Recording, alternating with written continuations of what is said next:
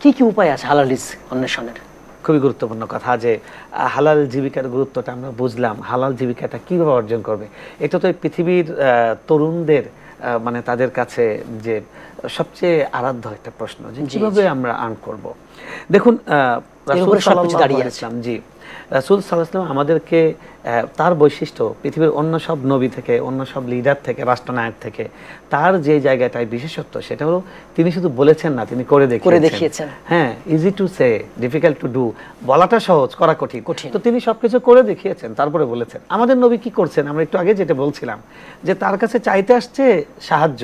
আমরা অনেকে ডোনেশন, আমার রাস্তাঘাটে মসজিদের সামনে ভিক্ষুকদের লাইন, বাপরে তুমি কেন বসে এখানে আল্লাহর কাছে তুমি চেয়ে যাও। আল্লাহ বলছেন যে আজান হয়েছে, আসো আমার কাছে দরখাস্ত দাও, দিয়ে এখন ছুটে বের হয়ে যাও, আমি তোমার জন্য রাস্তা খুলে দিব। ওয়ারযুকহু মিন হাইসু লা ইয়াহতাসিব, সে কল্পনা করেনি এমন জায়গা থেকে দেব। এবং আল্লাহ রাসূল সাল্লাল্লাহু আলাইহি ওয়াসাল্লাম স্পষ্ট তিরমিজির বর্ণনা আমাদেরকে বলছেন, লাউ তাতাওয়াক্কালুনা আলাল্লাহি হাক্কা তাওয়াক্কুলি, তোমরা আল্লাহর উপর যেভাবে তাওয়াক্কুল করা উচিত ঠিক যথার্থভাবে যদি তোমরা সেটা করতে, লা রাযাকাকুম কামা ইয়ারযুকুত তায়র, আল্লাহ যেরকম পাখিকে দেন সেরকম তিনি রিজিক দিতেন। এই হাদিসটা থেকে আমরা কি বুঝি? আমাদের দেশে অনেকে মনে করে কি আল্লাহর উপর ভরসা করা তাওয়াক্কুল মানে হলো বসে থাকা। এই হাদিস কি বলছে আমাদেরকে? আল্লাহ রাসূল সাল্লাল্লাহু আলাইহি ওয়াসাল্লাম বলছেন পাখিকে দিতেন। পাখি কি করে? এরপরের ব্যাখ্যা উনি বলছেন, পাখি সকালবেলা খালি পেটে বেরিয়ে যায়, সে ঘরে বসে থাকে না, সে তার ঘর ছেড়ে, সে মানে তার ঘর জীবিকার জন্য সে ছড়িয়ে পড়ে। তারপরে রাসূল সাল্লাল্লাহু আলাইহি ওয়াসাল্লাম বলছেন যে ওয়ায়ামসি বুতানা, সে সন্ধ্যার সময় ভরা পেটে চলে আসে। তো আমরা যদি সকালবেলা ফজর নামাজ পড়ে যদি বেরিয়ে পড়ি জীবিকার জন্য, আল্লাহ তাআলা সন্ধ্যার সময় আমরা যখন ফিরে আসবো, আল্লাহ আমাদের ভরপুর রিজিকের ব্যবস্থা করবেন। প্রতিদিনের পুষ্টির চাহিদা পূরণে পরিপূর্ণ আস্থায় আরবি ইউএইচটি মিল্ক, ভালোবাসার বিশুদ্ধতায়। আল্লাহ আমাদেরকে রিজিকের ব্যবস্থাটা কনফার্ম করেছেন। এখন আমাকে কনফার্ম করতে হবে আমি কি আসলে উদ্যোগ নিচ্ছি কিনা, আমি কি আসলে চেষ্টা করছি কিনা। তো এখন কথা হলো যে আমি কিভাবে মানে উদ্যোগটা নেব, আমার উদ্যোগটা কি হবে। দেখুন, প্রথম কথা হলো যে আপনি যেই কাজটা আপনার জন্য সহজ, আপনি সেটা গ্রহণ করুন। কথার কথা, কেউ দেখা যায় হস্তশিল্প ভালো, তিনি ভালো লিখতে পারেন, আর্ট করতে পারেন, আপনি লাইনে যান। আপনি ভালো গাইতে পারেন, গাওয়ার লাইনে যান। আপনার মানে টেকনোলজি আপনি ভালো বোঝেন, টেক দুনিয়া, আজকে পুরো পৃথিবী টেকনোলজির উপর ঠিক আছে, এবং পৃথিবীতে সবচেয়ে বড় ইনভেস্টের জায়গা, সবচেয়ে বড় কর্মসংস্থান এখন টেক দুনিয়া। তো আপনি টেকনোলজি যান, কোনো অসুবিধা নেই। ইসলাম সবকিছুর ব্যাপারে, ইসলামের একটা চমৎকার মূলনীতি আছে, আমরা মানে তরুণদের উদ্দেশ্যে বলবো, যেটা খুবই আমাদের জন্য অনুপ্রেরণাদায়ক।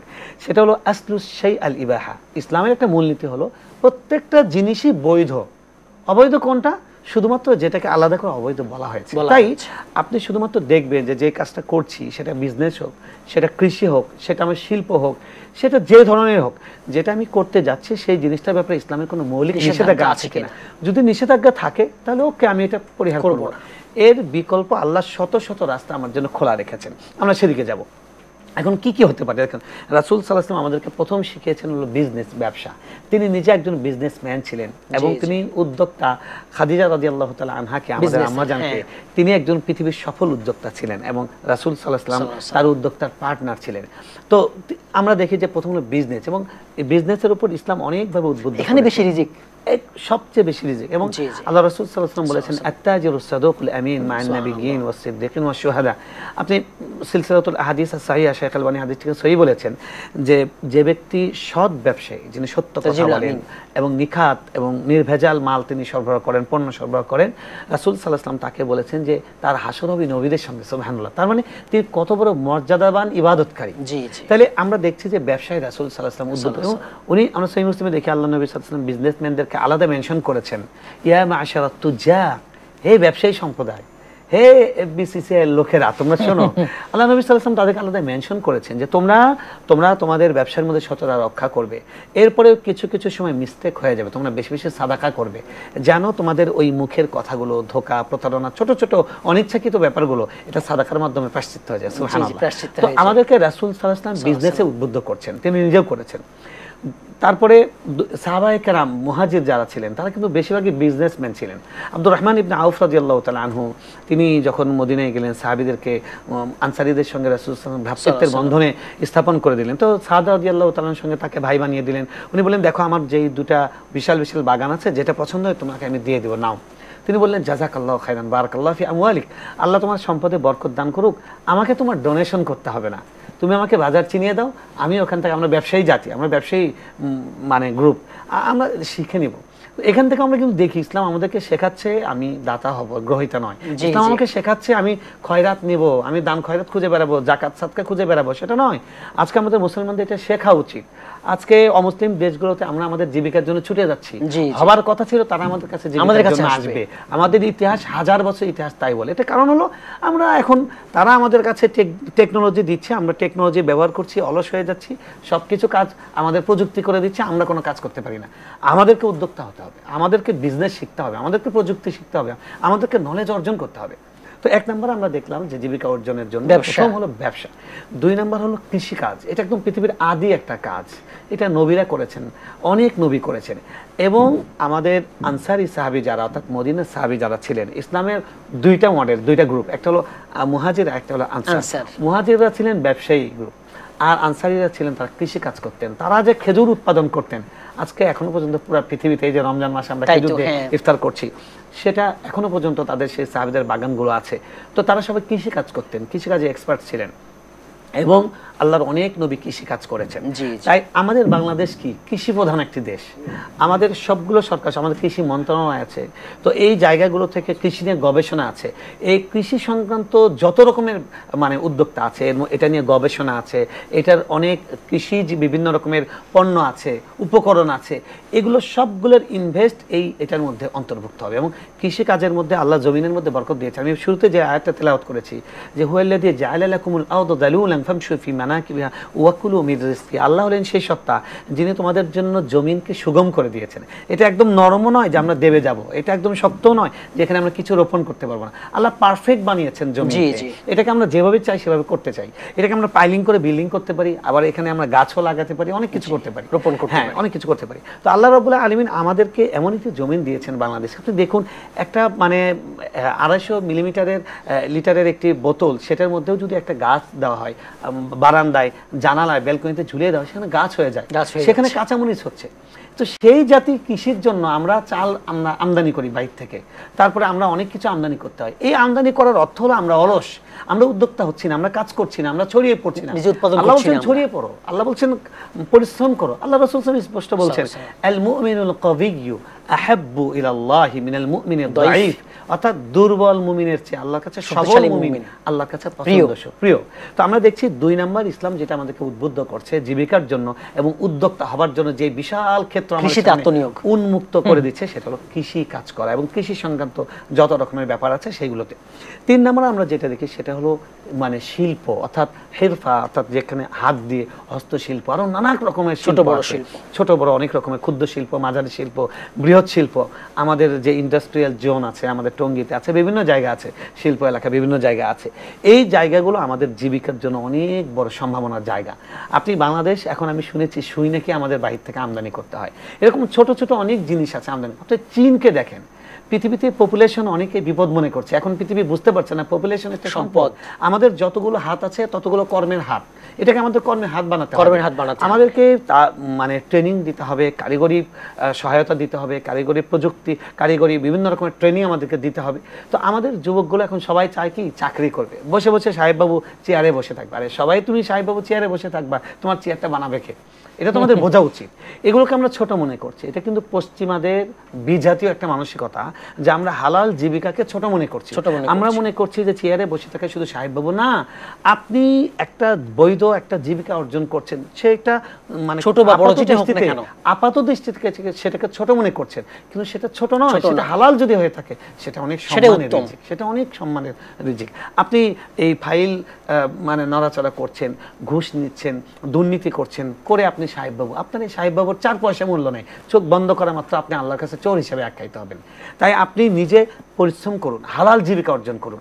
3 নম্বর খাত আমরা দেখলাম যে বিশাল কারিগরি যে শিল্পের যে বিশাল খাত, এই জায়গা আমাদেরকে ইসলাম উদ্বুদ্ধ করে হালাল রিজিক তালাশ করার জন্য। 4 নম্বর যেটা আছে সেটা হলো আমাদের ব্রেন, আমাদের বুদ্ধিকে খাটিয়ে আজকে যে টেকনোলজি দুনিয়া, টেক দুনিয়া, এটা এখন নতুন। রাসূল সাল্লাল্লাহু আলাইহি ওয়াসাল্লাম তিনি টেকনোলজিকে উদ্বুদ্ধ করেছেন, সাহাবায়ে কেরামদের তিনি যায়েদ রাদিয়াল্লাহু তাআলা শিখিয়েছেন যে বিদেশি ভাষা শিখে আসো, তোমাকে দোভাষী কাজ করতে হবে। এবং তিনি অনেক রকমের প্রযুক্তি যুদ্ধের সময় ওই সময় তিনি খাটিয়েছেন। আমাদের সাহাবায়ে কেরামদেরকে দেখি, ইতিহাস যদি দেখি, ওমর রাদিয়াল্লাহু তাআলা আনহু তিনি রাষ্ট্র ব্যবস্থার আধুনিকায়ন করেছেন, তিনি পুলিশিং ব্যবস্থা চালু করেছেন, তিনি থানা এই সিস্টেম করেছেন। মুসলমানরা সবকিছু বানিয়েছে, একদম ইতিহাস আছে এবং জাদুঘরে সংরক্ষিত আছে যে ইউরোপের বাদশা আপনার স্পেনে মুসলিম শাসকের কাছে চিঠি লিখেছেন যে আপনাদের বিশ্ববিদ্যালয়গুলোতে আমাদের ছেলেদেরকে একটু পড়তে দেন, আমাদের ছেলেরা প্রযুক্তি জানে না, জ্ঞান নেই। আজকে সেই মুসলমানরা তারা আমরা তাদের কাছ থেকে শিখছি শুধুমাত্র আমাদের অলসতার কারণে। আমরা শুধুমাত্র চাকরি খুঁজি, আমরা উদ্যোক্তা হতে চাই না। সেজন্য আমি বলবো যে আজকের যে টপিকটা মানে কিভাবে উদ্যোক্তা হওয়া যায়, এটা আমাদের খুব বেশি বলা দরকার। আমাদের মসজিদগুলোতে আলোচনা হওয়া দরকার, আমাদের মাদ্রাসাগুলোতে আলোচনা, মাহফিলগুলোতে আলোচনা, সেমিনার সিম্পোজিয়াম, আজকে টেলিভিশনে যা হচ্ছে এটা অনেক বড় সাধুবাদ পাওয়ার মতো একটা ব্যাপার। যে টেলিভিশন থেকে আমরা শুধু, মানুষ মনে করে কি ইসলাম মানে হলো হজ, যাকাত, টুপি পরা, পাঞ্জাবি পরা, জিকির করা, সুবহানাল্লাহ বলা। না, ইসলাম জীবনের ধর্ম, ইসলাম জীবনের ধর্ম। আপনি পুরো কোরআনটা যদি দেখেন, ইবাদত আপনি এখানে 10 ভাগের 1 ভাগ পাবেন, আর 9 ভাগ হলো জাগতিক বিষয়, জীবনের মধ্য দিয়ে ইসলাম, জীবনের মধ্য দিয়ে ইসলাম। এবং সুন্দর কবি খুব চমৎকার করে বলেছেন, নামি গুয়াম কে আজ দুনিয়া জুদাবাস বাহার কারে কে বাসি বা খোদাবাস। ফার্সি কবি বলছেন, আমি বলছি না যে তুমি ইসলাম পালন করার জন্য দুনিয়ার সবকিছু ছেড়ে মসজিদে বসে থাকো, আমি বলছি তুমি দুনিয়ার সব জায়গায় যাও, সেটাকে আল্লাহর হুকুম মাফিক করো। তো সুতরাং আজকে ইবাদত হয়ে যাবে, আল্লাহর হুকুম মাফিক ইবাদতে কনভার্ট হয়ে যাবে। আমি তো সবসময় একটা কথা বলি যে আমাদেরকে শিখতে হবে কিভাবে ইবাদতে কনভার্ট করতে হয়। আল্লাহ নবী সাল্লাল্লাহু আলাইহি ওয়াসাল্লাম বলেন যে তুমি তোমার স্ত্রীর সঙ্গে তোমার যে দাম্পত্য মিলন সেটা করবে, এটার মাধ্যমে তোমার সাদাকা হবে। এটা সাদাকা। সাহাবী বলেন কি ব্যাপার, এটা কিভাবে সাদাকা হয়? রাসূল সাল্লাল্লাহু আলাইহি ওয়াসাল্লাম বলেন, দেখো তুমি যদি একটা অবৈধ পন্থায় এই কাজটা করতে গুনাহ হতো কিনা? হ্যাঁ, গুনাহ হতো, অবশ্যই গুনাহ। তিনি বললেন যে তাহলে তুমি যে বৈধ পন্থায় করছো এটাও তোমার জন্য ইবাদত। সুবহানাল্লাহ। আপনি হাসি মুখে কথা বলবেন, এটা আপনার জন্য সাদাকা। তাহলে ইসলাম আমাদেরকে এটা ইবাদত বলছে। উনি বলছেন ওয়া আন তুঈনাল আখ আলা রাহিলাতিহি সাদাকা। আপনি আপনার ভাইকে, উনি রাস্তা পার হচ্ছেন, ফুট ওভার ব্রিজ পার হচ্ছেন, বয়স্ক লোক, আপনি কি বলেন আন্টি আমি আপনার ব্যাগটার সঙ্গে আপনাকে পার করে দিচ্ছি, এটা সাদাকা হয়ে যাচ্ছে। সাদাকা। সুবহানাল্লাহ।